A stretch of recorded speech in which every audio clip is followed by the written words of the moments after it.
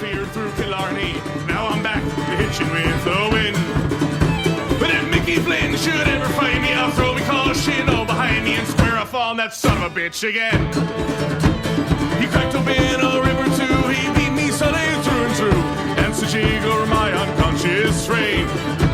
I won me healthy sheriff fights, well lucky son still have me life since Mickey Flynn beat me dumb and lame.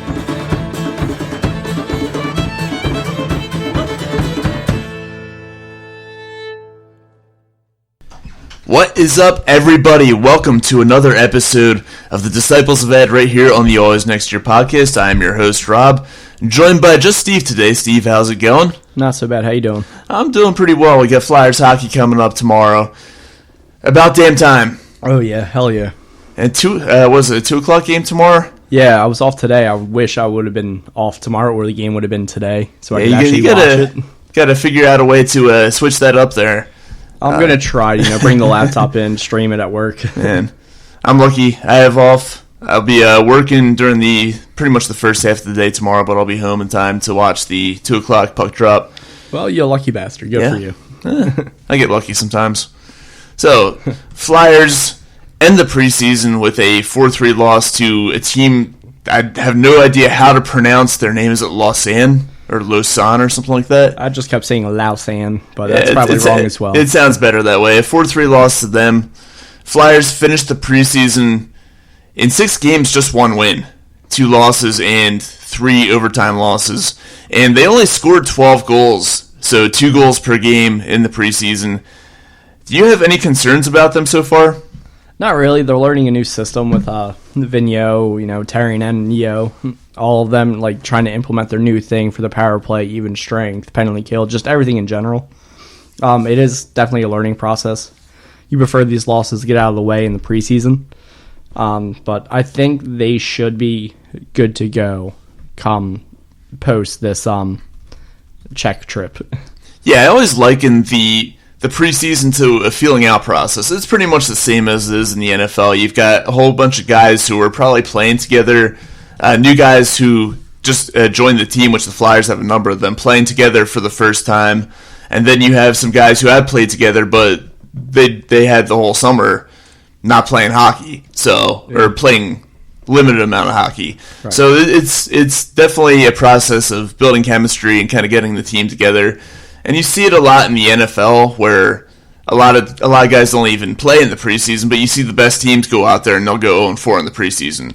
Right. And I think it's a lot the same in the NHL where some guys don't play a whole lot, some guys don't play at all, some guys are playing with new line mates, and the best teams may not look so great in the preseason. But on the contrary, though, do you see anything that you liked from the team in the preseason? Not really. I was actually not really able to see much of the preseason.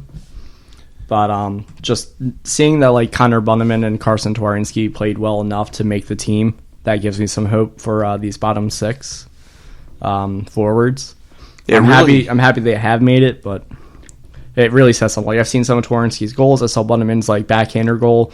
Twarynski showing some good hand-eye.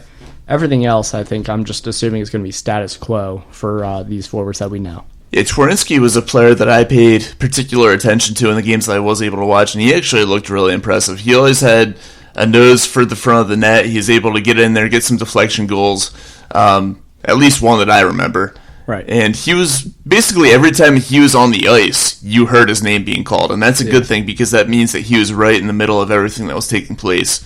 So certainly a really impressive preseason for Carson Twarynski. Right. Got the nod over Knack, who is Shane's boy. Yeah, mine too. But it was a tough decision there. I thought Knack played pretty well, but Twarynski, I think, stood out a little bit more. Yep. And Bunnaman, the Flyers finally have a guy who has less teeth than Sean Couturier. I don't know if he knows that or not. Yeah, he probably doesn't, but he's also going the same route as Couturier breaking the NHL, starting off that 4th-line center role. Mm-hmm. So hopefully he can maybe reach at least 75% of Sean Couturier's defensive prowess. Yeah, that's the hope. I don't see a whole lot there offensively from him. I think he did score a goal, or is credited with a goal that he was able to bank in off somebody against the Bruins. Yeah, I think it was a rebound, and he was like nudging off the defender, and then he kind of Ovechkin'd it in. Yeah. Less of a way, but yeah. Yeah, something like that. I mean, offensively, I don't think he's going to reach quite the level that Couturier's at. But I don't expect a whole lot from him there. But defensively, I think that he could develop into a serviceable third-line player, if you will. Yeah, I'm honestly shocked that he's made the team already. Out of all the prospects that we have, if you're going to tell me that Connor Bunnaman is going to be the guy that's going to be the fourth-line center coming into 2019, I would be like, the fuck are you smoking? But here he is. I'm proud of him. Happy for it. Hopefully it works out. He might not even last that long once the cap figures get figured out, but, it's a good story right now. Yeah, really, I don't think Bunnaman was on anybody's radar for making the team. He apparently did enough to impress Alain Vigneault and the new coaching staff here, and maybe it's just a system thing. Maybe they feel that he fits better into the system than some of the other guys that came through camp. Yeah, it could be, and I'm happy it's him and not Chris Stewart. I think everybody's happy about that. Yeah. I think I could hear the groans of Flyers fans everywhere when they announced that Chris Stewart was getting an invite. Yeah. I mean, sure, he scored 28 goals before, but you got all these... It was a while ago, though, wasn't it? Yeah, it was 10 years ago, probably, somewhere around there. But when you have this many prospects that are really on the cusp of being, NHL players, you give them the time. You don't bring in a Chris Stewart and give him time. You have Aubie Kubel, who is feisty, he can kind of be your agitator in that bottom six sense, but it's just aggravating. Every team has them though, so it's not the worst thing if he's making veteran minimum, but you just prefer it not to happen because you have all these prospects that are really on the cusp to making the NHL. Yeah, Chris Stewart feels like the kind of guy who you would bring in when you're at the beginning of a rebuilding period. Yeah. Like one of those guys who can fill a roster and be a bridge until a prospect comes up, not a guy who gets playing time when the prospects are ready. Right. And we have seen it before with Laterra, I'm missing someone, Dale Weiss and all of them. They were taking time. Lubimov, all those guys. I like Lubimov. I really like Yeah, but let's be honest, he never really had a future here. He could have been a serviceable fourth liner in the NHL, but he didn't really get a shot. But I liked him, and he was actually perfect given our time in this quote-unquote rebuild, where he is holding that spot, and then somebody could come up and then take over. But he got kind of the short end of the shaft with Hackstall and everything. But I think everybody got the short end of the shaft with Hackstall. Yeah, outside of Dale Weiss and Jordy Laterra. Yeah, pretty much. Weiss inexplicably, I can't talk. Inexplicably, I can't even say it. Inexplicably playing just about every day up until last season. Last season he was riding the pine a little bit more. Yeah, even though he was still getting somewhat of power play time, penalty kill time. Yeah. It was outrageous and uncalled for. Fuck Dale Weiss and fuck Dave Hackstall.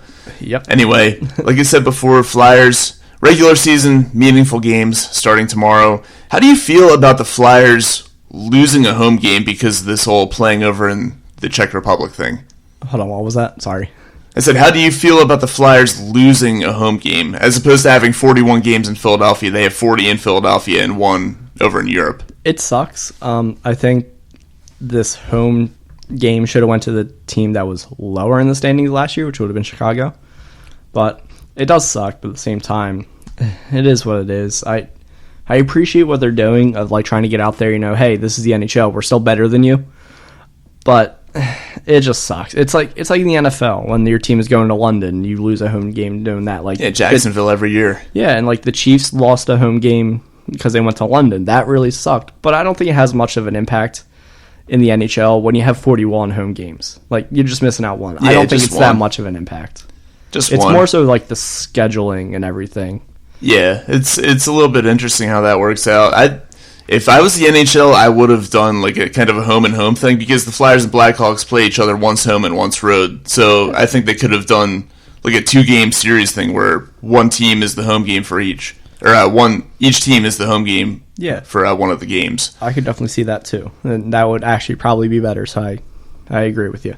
Brings up an interesting scenario for the Flyers because they have that home game over in Prague tomorrow, and then they come home, and I think, Tuesday? They host the Devils for their true home opener. I would hope so, because I really don't know. I was meant to get tickets, and I haven't gotten tickets yet. It's Wednesday night on NBC. They're hosting the Devils for their true home opener, and then they have 2 more days off, and then they go over to Western Canada. So that's a lot of travel for the Flyers early in the season. Yeah, it's typical. I feel like we always open up our season against the West, especially in like California and everything. Yeah, the NHL does not like having the Flyers at home a lot in the beginning of the season. It's kind of weird. Yeah, it is strange, but I guess they're hoping like later on in the season the Flyers are fighting for like playoffs or playoff positioning, and then they get their home games and they can televise these nationally. I think that's their goal. It probably is, yeah. But anyway, tomorrow they're giving the fans over there a fairly good matchup, at least an even matchup in my opinion. The Blackhawks, not quite what they used to be. Patrick Kane, still a very good player. Jonathan Taves kind of fallen off a little bit, still an effective player. Don't have much of a defense, but they've got some young players. Alex Brink at 40 goals last year. Yeah, and they just signed him too, 3 years. Yeah, just today. 6.4 or something like that. That's pretty much a steal given for 40 goals. Yeah. Oh, a young player though. Yeah. But yeah, a lot of young talent over there mixed in with the veteran presence of Patrick Kane. The Flyers kind of the same deal with Giroux being the veteran presence and Voracek, and they have some young talent coming up as well. So how do you see the Flyers matching up with the Blackhawks? I think it's going to be a really close game. I think they're kind of like even, kind of. I think the Flyers have better depth than Chicago has. Like they still have like a lot of unknowns on their team. I do like their trade for Alexander Nylander. I think he can be a player. He always trusted William Nylander's son. Other than that, Perlini, he's scored like 17 goals in this league before. Dylan Strome and DeBrincat, they'll continue their chemistry. And then they have this Dominic Kubelik. I don't know what he's going to be, but he could be exciting. He had pretty good numbers in the Czech leagues. Outside of that depth, they brought back Andrew Shaw. They got Zach Smith. I think he's a perfect depth addition for them. But other than that, I just think the Flyers, looking at rosters, you think the Flyers should be better. The only way that they're better, I think, like by like a large margin, is their goaltending. They had Corey Crawford and Robin Leonard. Yeah, sure, we have Carter Hart, who's our new Lord and Savior, but when you have Leonard and Crawford as like your 1A, 1B, that's pretty tough to handle. Oh, the way things have been going for Leonard, he might end up being the 1A at some point because Crawford, with the injury problems that he's had, right, kind of on the way down a little bit. And what is he, 34? Yeah, he's 34. And you know what? They both have 1 year on their deal, so it's both of them fighting for a job basically as well. I would not be surprised to see Leonard eventually be the guy out there in Chicago. But going back to the game tomorrow, I agree with you. The Flyers, I think they're a bit more well-rounded than the Blackhawks are. I think that maybe up front, talent-wise, top line, the Blackhawks get the slight edge. But beyond that, I think the Flyers are the better team. I see the Flyers going in there and pulling out, I'd say maybe like a 4-3, 4-2 win tomorrow. But it'll be interesting to see. I mean, sometimes teams get off to slow starts with new coaching staffs, so it'll be interesting to see how they play under Alain Vigneault and his new coaching style. Yeah, that's definitely true. We'll see. They did add Calvin DeHaan, who I think is a great defenseman. I think we should have added him last year when he was a free agent, but unfortunately we missed that bus. It's one of my favorite last names to say in the NHL. DeHaan. I don't know why. It just sounds cool. Yeah. Yeah, but basically, it might be a tough start for the Flyers with this new coaching staff. Still adjusting to everything, playing in a different, country. They seemingly struggled against that Swiss team. Hopefully that doesn't translate and they just come out, blow the gates off. I don't know. That was a terrible saying that I was trying to go for. I can tell you what, losing that Swiss team definitely had to piss off AV. And AV being the coach that he is, Michel Terry and Mike Yeo being the coaches that they are, you can be 100% certain that the team heard about it in the locker room after that game. Yeah. So I don't think they're going to be slacking off any bit tomorrow. But hopefully not. What are your keys to the winning the game tomorrow for the Flyers? Oh, get pucks deep, stick to a team game. But seriously, it's really just trying to mesh Carter Hart being Carter Hart, just making all the saves that we need. Looking at the lines, I'm not too happy about them, but I think Lindblom will have a great game. He's playing with Couturier and Konechny based off the practice lines, and I think AV said that's what they're going to go with. So I think it's just, having a strong penalty kill, because I know there's going to be penalties. They're going to be adjusting to this rink. I'm pretty sure they're playing in that rink. It's really just adjusting to this system that AV wants to use, and I think if they play it like he wants to, they'll win. Yeah, what is it? The international dimensions of the rink tomorrow, isn't it? Yeah, it's a very NHL player way of saying it, but yeah, they really just have to play to the system. Yeah. And I think it'll work out.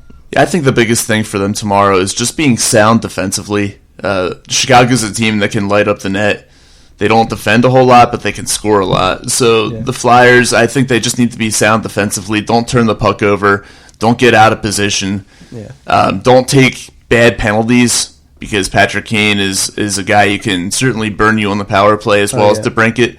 Oh yeah, I want to add something. Attack Brent Seabrook. He's terrible now. He's a corpse on the ice. Just attack his side every time. Yeah, that's a valid point as well. He was a very good player at one point, and that point was about 5 or 6 years ago. Yeah, and he's younger than Keith, which is crazy. He just broke down. Yeah, well, they're both getting up there. Yeah. They're both late 30s now, I believe. Yeah, Keith is 36, Seabrook's 34, but Keith can still go, but Seabrook, his body's just not working with him anymore. Yeah, some players, their prime ends a little bit earlier. But yeah, it's certainly attack Brent Seabrook. I watched him play last year, and he just looked really slow and sluggish out there every single time I saw him play. So he can be burned if you just go after him. Exactly. That's one of the big things of the Flyers as well. But my main thing, going back to defense, is just stay in position. Don't turn the puck over. Don't do anything stupid. And I think that's not going to be much of an issue under AV, because his system is pretty heavily reliant on the defenseman, being mature and making good decisions with the puck. Right. So I think that'll be a key factor for the Flyers. So as we all know, and you mentioned before the show that you're going to be pissed off at me about this, the Flyers and Blackhawks have a history. What is your favorite moment between the Flyers and Blackhawks? And I know this is going to jog some really bad memories for you, as it does for just about every other Flyers fan. Yeah, I immediately had to look up the 2010 Stanley Cup Finals, which I fucking hate doing, but I always end up doing it anyway. And then it just flashes back to Michael Lee and letting in that goal in Game 6. That's the worst not memory. Hugging the post. Just hug the post, man. It's basic goaling. There is no amount of alcohol that can help me erase that memory. I'm an alcoholic, and yeah, I feel the same way. But I'll have to go with Game 4 of that Finals, because I was there. Yeah. So actually being able to witness a Stanley Cup Finals game, and then the Flyers actually won it, which is great. But, the one thing that stuck out was there was about 40 seconds left, and the Blackhawks pulled their goalie, and then the Flyers got the puck, and then it seemingly, I think it was Duncan Keith, he just gave up on the play and allowed Jeff Carter to score the empty net goal to seal the victory. Wasn't it I don't know, maybe a minute or two before that, where the Blackhawks hit the post, and I think it was Braden Coburn made a great play to clear the puck out of the crease or something like that. I'm going to agree, because I love Braden Coburn. Yeah. But also from that game there was this asshole in the stands that was 3 rows away from me. He was like, "Hey, Kane, you dropped your change," because of the whole taxi cab incident. Oh my God. Patrick Kane. He was just obnoxious. Everybody was like, "Shut the fuck up." Eventually he stopped, but that was just absurd and just annoying to listen to. Nothing quite as bad as annoying fans in the stands. I know, right? I can deal with obnoxious, I can deal with drunk, but people who are just constantly the Phillies everybody hits guy. Yeah. It's just constantly yelling the same thing over and over again. Hit him, shoot. Yeah. No, come on, just I don't play. And then when they do shoot when they want them to, and it gets blocked, I'm like, that's why you don't always scream shoot, you asshole. That's why you have Jake Voracek tweeting at you. Yeah, really. I'd have to go, my favorite Flyers memory, I was going to go with the Pronger game winner that season with 3 seconds to go, but I'm actually going to go with when the Blackhawks came back to town the next regular season, and JVR scored the game-winning goal. It was 10 seconds left in regulation or something. It was a great game. It was back and forth throughout. I think it ended up being a 5-4 final score or something like that. But yeah, Van Riemsdyk with a nice play in front of the net ended up knocking home the game winner with That was like 10 to 15 seconds left in regulation. Well, hopefully he does the same play this year. Yeah, would be really nice. Would be great to see that happen tomorrow. Yep. But, yeah, so those are a couple good Flyers memories against the Blackhawks. Of course, we have the one very, very bad one that everybody tries to drink away and cannot quite do. 100%. So moving on to our Armchair GM segment, which is something we include here in every episode of the Disciples of Ed.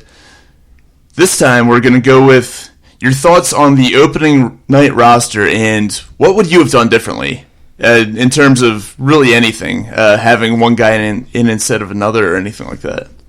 I absolutely would have traded Robert Hagg, obviously, because that frees up the $1.1 million in cap space. You trade him for a prospect, draft pick, anything. You free up your cap space. You let him go to a different team and change the scenery. He can do better.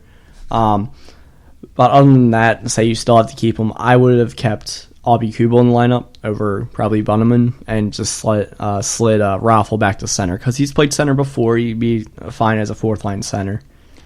Yeah, I was gonna do this. I was gonna say the same thing, a Knack over Bunneman. Yeah. But since you went with that, I'll say that I would have liked to see either Farabee or Frost on the opening day roster. Yeah, that would have been nice as well. And I think if Hagg was traded, then it's more plausible to have them with the cap. And I think the reason they're so up against the cap, one is Hagg, but also they didn't anticipate when they made these moves for Niskanen and Braun. They didn't anticipate the salary cap being as low as it was. I think it was like $2 million lower than everybody thought. Yeah, it was came in relatively low this season. I was kind of surprised by that. I think the Flyers, like you said, were really caught off guard by it as well. Yeah. And I think they made their three big moves: the Niskanen, Braun, and Hayes trades and signings right before the cap was like released, which is kind of silly on their part, to be fair. It was, and they kind of set themselves up to be handcuffed a little bit there. Right. So typical Flyers. Typical Flyers. What else would we expect from this franchise? Get rid of Hextall, right back into salary cap troubles. Yeah, pretty much right back where Paul Holmgren left us. Exactly. All right, so we're going to move on to our Ask Disciples of Ed segment, which is something new that we'll be adding to most of the shows here.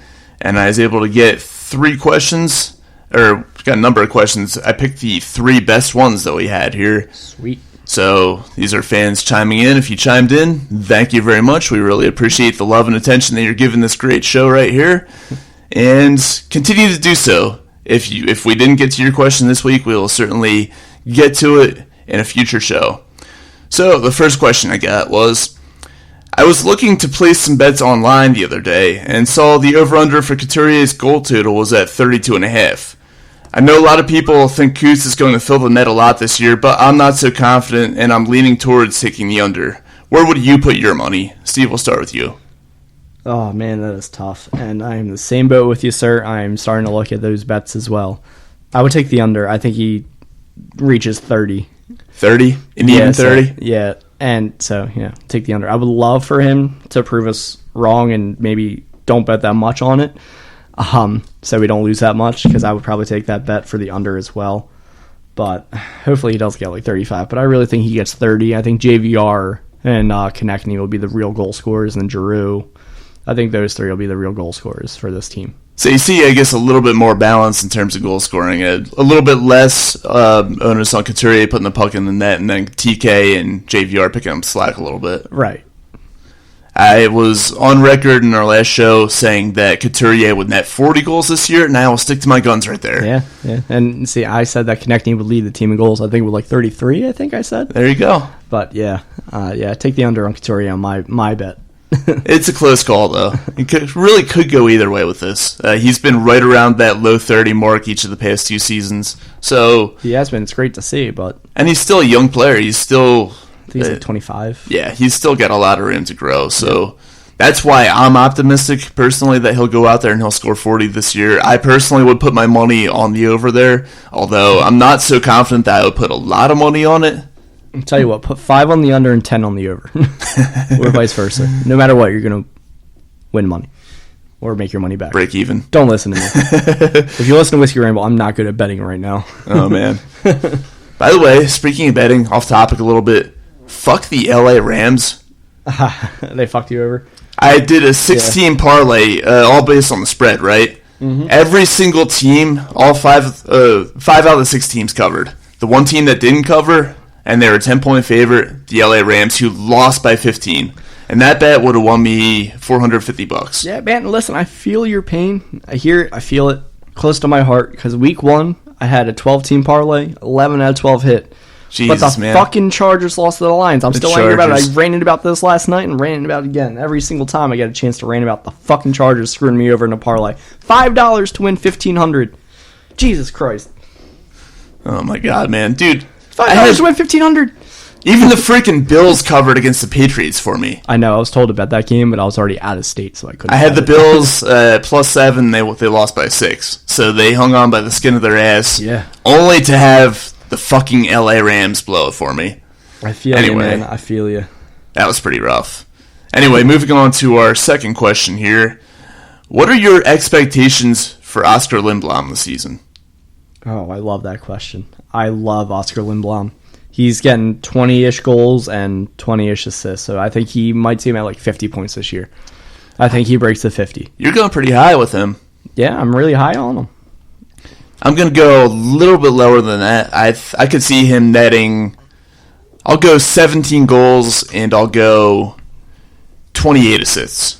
So about 45 points. Okay, so you're 5 less than me. Okay. Yeah, a little bit. I mean, kind of in the same ballpark, but I think a little bit less production in the goal total. He's more likely to reach that than what I'm saying, but I am really high on him. He's going to get more playing time, more ice, more time on ice. I'm pretty sure he should be killing penalties. I think you'll see a couple short-handed goals from him this year if he's playing with Couturier especially.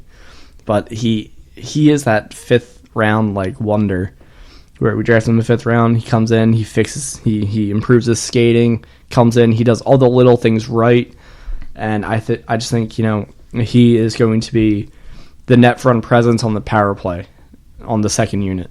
I think he should do that, and I think our second unit should be a lot better. So I think he will get some of these points. I think he pushes 50. I think you may be onto something there. Personally, I could actually see him, now they're not exactly the same type of player, but I could see him being for AV what Matt Zuccarello was for AV in New York. I love Matt Zuccarello, and I would love to agree with you, but I just think they're kind of like different in a way. Like Zuccarello's really feisty. I'm hoping Konechny is our Zuccarello. I think, Konechny... They're smaller, they're feisty, and they both have like that scoring like sniper touch. It's just Konechny needs to lower it a little bit to avoid the post. Yeah. Yeah. Avoid this freaking post, Konechny. Yeah. But with that being said, though, I feel like Konechny's actually more of a pure goal scorer than Zuccarello is. Zuccarello does have like just more like the all-around like offensive awareness and everything, making the plays and everything. But I just think Konechny would fit closer to a Zuccarello comparison with Vigneault.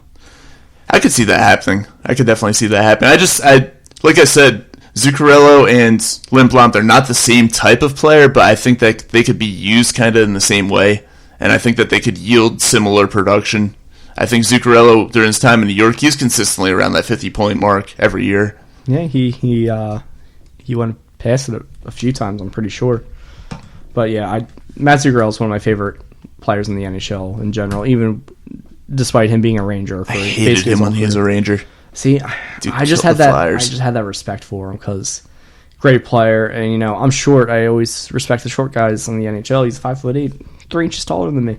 Well, you love him. I hate him. I hated him when he was a Ranger. I don't mind him now so much that he's not a Ranger, but he was all 50 to 60 points with the Rangers. Yeah, see, that's where I could see Lindblom eventually getting. Maybe not this year, but as he continues to develop as a player. His age 26 season, which is his first like true full season, he got 59. Is that his career high? No, his career high was 61. That was when he had his career high in goals, which is 26. Other than that, he's never hit 20 goals, which I'm kind of surprised at that. So I was wrong. I thought he was a bit of a sniper, but he's not. Felt like he scored 20 goals a year against the Flyers alone sometimes. Yeah, really. Seriously. But yeah, I respect the hell out of Zuccarello. And where is he at? Minnesota? Minnesota right now, yeah, I believe. Stupid decision, Zooks. But not going to win anything there. Enjoy yourself in the West. I'm happy you're not in the East anymore. As much as I respect him. Go do as much damage as he wants right there. Yeah. Speaking of Flyers rivals, though, and this is our third and final question here. Which Flyers rival do you hate the most and why? It's a tough one. I feel like between with everybody, it's always between the Penguins and the Rangers. Yeah, for me, it's the Penguins and the Devils. You're not a Rangers hater? No, I hate the Rangers, but I just hate the Devils more. And it's probably going to be the Penguins is my most hated rival because that fucking team was about to get relocated. And then somehow they didn't. And then they fucking were able to draft Sidney Crosby, draft Evgeny Malkin, draft Marc-Andre Fleury, draft Jordan Staal, and then they created this team. And now my issue with this team is that the NHL keeps helping them out in trades. Their terrible contract team will trade for them and give them a somewhat decent player. It doesn't make any sense. I don't understand it. Why is the NHL helping out the Pittsburgh fucking Penguins? It happens every year. Someone's about to trade for Jack Johnson. Jack Johnson sucks. His contract sucks. There's no reason to help Pittsburgh out here. You're not helping yourself by trading for Jack Johnson. You're just adding some cap and a terrible defenseman. He can be okay. Yeah, yes, you think you can like save him, like you're that girl, like, hey, I can save him. I can help him. No, you can't. He's done. He's overpaid. Let him die on the fucking Penguins. Don't help out the Penguins. They fucked themselves over. Brandon Tanev, 6 years, whatever, $2.5 million a year, whatever it is. He's going to eventually get traded to another team like year 3 and be like, oh no, we need cap space. We signed this fucking fourth liner to a 6-year deal. Someone's going to trade for him like, oh, there's only 3 years. This is a decent deal. No, stop helping the Pittsburgh Penguins. That is why Pittsburgh Penguins are my most hated rival. Yeah, it seems like it's kind of a trend. Yeah, it's fucking irritating as shit. I mean, the biggest one was Arizona taking Kessel off their hands with that huge contract. Yeah, and fuck, who do they trade for him? I don't know. They gave away a pretty decent haul. I forget exactly the... The thing is that Phil Kessel is still a really great player. He's not that great defensively, but he's still going to score goals. I like the Coyotes in the West this year. They will be improved. I think I mentioned that in the last show. But, oh, man, Phil Kessel trade. He's a nice player. I just don't see him being worth they the got money. Galchenyuk. Yeah, Galchenyuk, who's... He's on his, like, 4th team now, but still. Like, he's going to probably play center for them finally, and he's going to help their center depth. And it's aggravating, but I'm just happy we're not going to give up goals to Phil Kessel anymore. Yeah, no, fuck the Penguins, dude.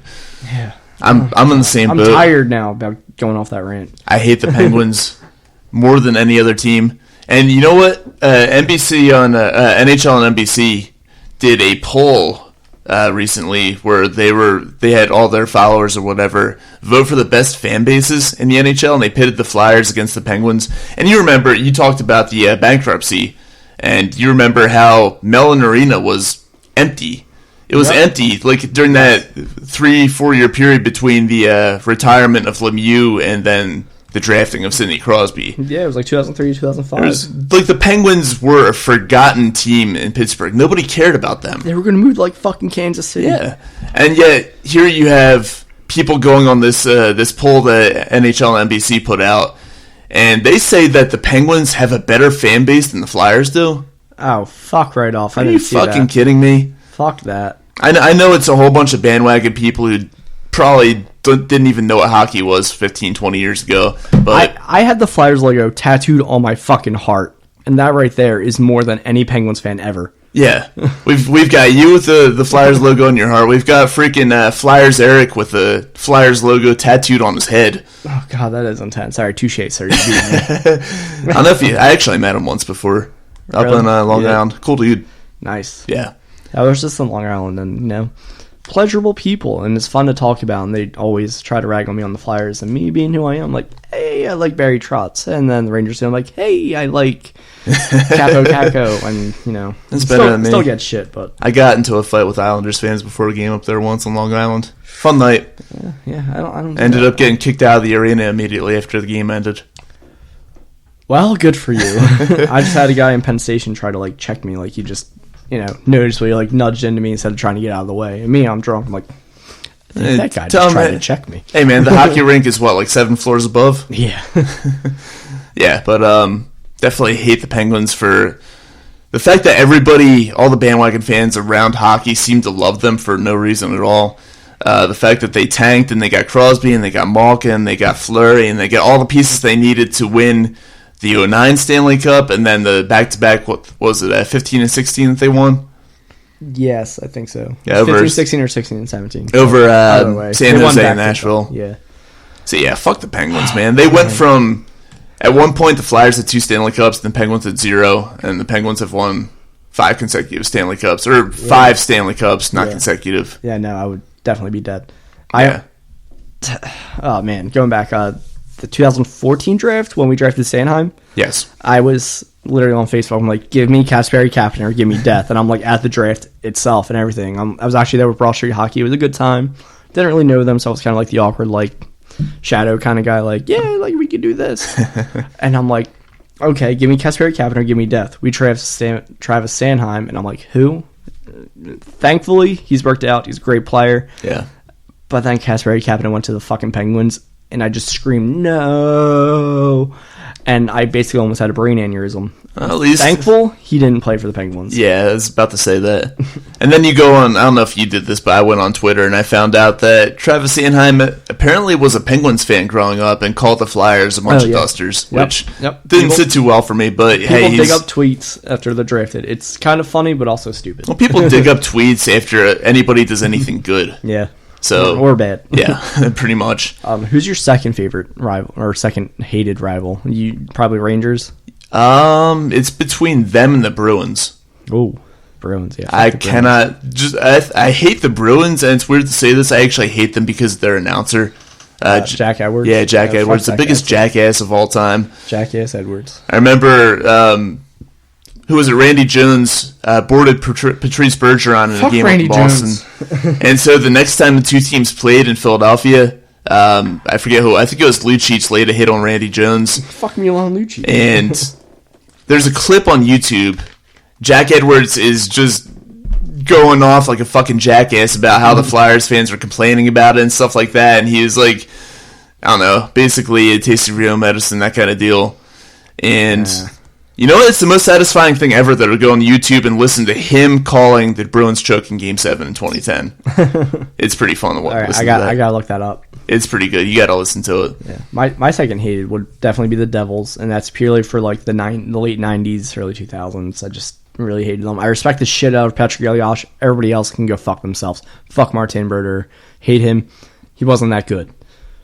He had Dominic incredible defense ahead of him. Exactly. So that's why. And I just don't think he was that great. Sure, he played 70 games a year. I don't give a shit. They had that great trap system and everything. Even like through 4 coaches, they still had phenomenal defense in front of them.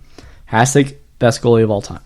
Not Martin Berger. Fuck the Devils. Even to this day, the Devils they've been a defense first team ever since then. They've never been a high-scoring team, never been a team that can light up the net. Yeah, but they play that same style. They really should be this year with Taylor Hall, Jack Hughes. You would think so. Yeah, but Bernal, Carl, Subban, ripping. God damn it! Now I'm angry because they have a decent team. Fuck. I think the Flyers will be kind of neck and neck with them this year. Yeah, I hope so. I hope Taylor Hall doesn't resign. He comes here. Speaking of the Devils, though, Game 7 of 2000 Conference Finals, one of the worst days of my life. Oh, is that when Eric Lindros died again? Eric Lindros died, and then Patrick Elias scored with like 2 minutes left.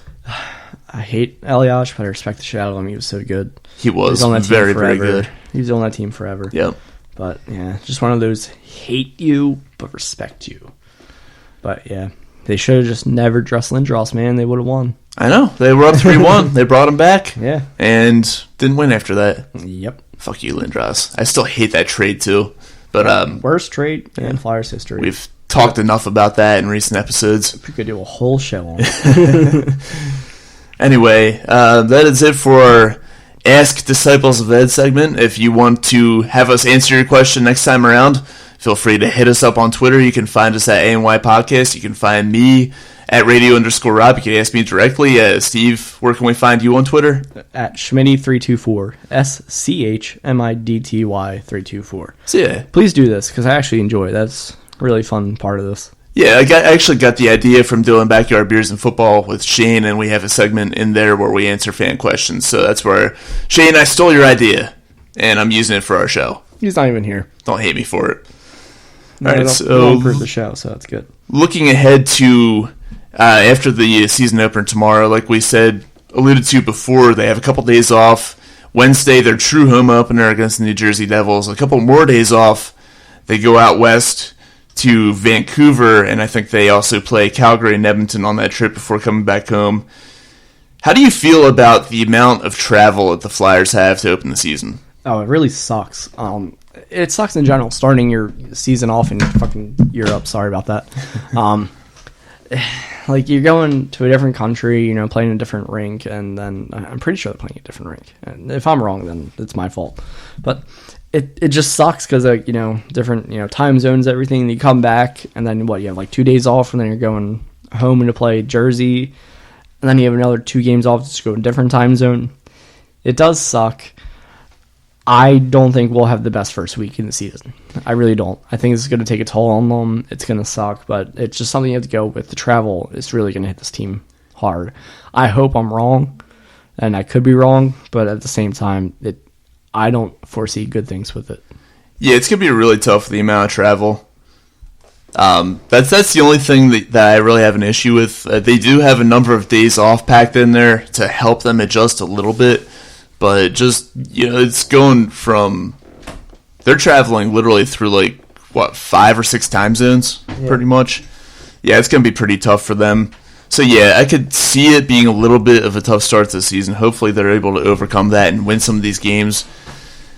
And with that being said, how important do you think it is for the Flyers to get off to a good start this season, to get off to a good start to the Alain Vigneault tenure? I know every single fan wants them to get off to a good start because we are so accustomed to the slow starts, especially not just in the season, but in games in general. Like, the Flyers just seem to be down like 1-2-0, and then they have to come back, and then they have to come back. It seemed like it was like every other game, at least. But that was under Dave Haxtell, though. And Craig Berube. And Berube, yeah, to an extent. It was both. It's basically been since this core's been together. The Flyers have always seemed to be slow starting. Whether in games or in the season. So I think everybody wants us to get off to a fast start. I just think this schedule kind of fucks us in that regard. But hopefully, like you said, like, they can get these wins, and then they can, you know, hopefully just keep that momentum going, hopefully get it all together, and then keep going and make the playoffs and win a series, at least. Yeah, see, the way things play out, that's why I think it's important for them to go out and pick up a win tomorrow over the Blackhawks, a team that they are better than, and a team that had to travel even further to get out to Europe than the Flyers did, albeit only by like an hour or 2. But yeah, I think it's important for them to go out and get a win tomorrow, have a couple days off, hopefully come home, get a win against New Jersey, and then that tough Western Canada trip, which the Flyers over the past couple of years I think have actually done fairly well with. But yeah, it's always tough to go out there to Western Canada, all the time zones, and then win hockey games on the road out there. So it'll be interesting to see how they end up doing with that. Do you have any final thoughts before we close out this episode here? Yeah, did you see the leadership? Giroux captain, obviously. Yeah. Couturier and Voracek have A's, and then Kevin Hayes has an A. Yeah, I saw that, and I'm not surprised by it. Was that earning his $7 million a year? That's oh, man, that's a reach right there. No, I'm weird in the whole, like, letters of leadership thing. I always think, like, you know, you have your captain, and then you have, like, 2 forwards and then 1 defenseman. Like, and I think of, like, that letter on the defenseman as, like, your leader of the defense. Yeah. And, like when Strite wore the A. Right. And before that, you know, Timonen and, oh, man, I can't even go back further. Jason Smith was the captain for the 1 year that he was here. Oh, man, I love Gator. That was a great year for him. It was. It was perfect. Perfect segue into Richards and everything. But yeah, I would have still given Hayes an A just for like that familiarity with Vigneault and his system. And that's probably why it happened too. Yeah, so I would have done Couturier, Hayes, and then probably Ghost. I'm not so sure I would have gone Ghost. It would have been Ghost or Niskanen, really. I mean, you're bringing in Niskanen for, like, you know, to help these guys. You know, he's got the experience. You would think he's a leader, so that's why. Yeah, see, I would go Niskanen there just because of the veteran leadership. Yeah. Anyway, my final thought here before we wrap up is if you're looking for some Flyers game day food, there's no better place to go than Just Food. That is 215-794 Food. They're located in Buckingham Green, off Route 202 in Buckingham. They also have a location at Delaware Valley College in New Britain. The best game day food that you can find around for whatever event you're hosting, whether it be watching a Flyers game, watching an Eagles game, or just having people over for the sake of having people over. Or if you just want to grab a bite to eat, Just Food, 215-794 Food. treat yourself, take it home. That'll wrap it up for this episode of Disciples of Ed. Once again, you can find us on Twitter at A1 Podcast. You can find my handle at radio_Rob. Steve, once again, where can we find you? At Schmitty324. And don't forget to follow us on iTunes, on Spotify, Spreaker, wherever you listen to your podcasts. If you're on iTunes, give us a rating and a review. We definitely need them. We definitely appreciate them. We love the constructive criticism that we get. We're always looking for ways in which to improve our show. So we need those in order to know how we can do better. Yep, and we're also very close to Shane singing Wagon Wheel. Very, very close, as Shane flips us off here in the studio. And also, you can check us out online at www.alwaysnextyearpodcast.com. We've recently had a few Flyers articles come out, thanks to Joe Bork, who's had he's been writing himself away pretty much over the past couple weeks. A number of Flyers articles from him, a number of Eagles, Sixers, Phillies, whatever sport you want to follow, we've got articles about it. www.alwaysnextyearpodcast.com. Thank you for listening, and we'll be back with another episode next week. A fighting man I used to be, revered and feared through Killarney. Now I'm back to hitching with the wind. But if Mickey Flynn should ever find me, I'll throw me caution all behind me and square off on that son of a bitch again. He cracked open a river too, he beat me Sunday through and through, and such over my unconscious frame. I won me healthy sheriff fights, well lucky son, still happy life since Mickey Flynn beat me dumb and lame.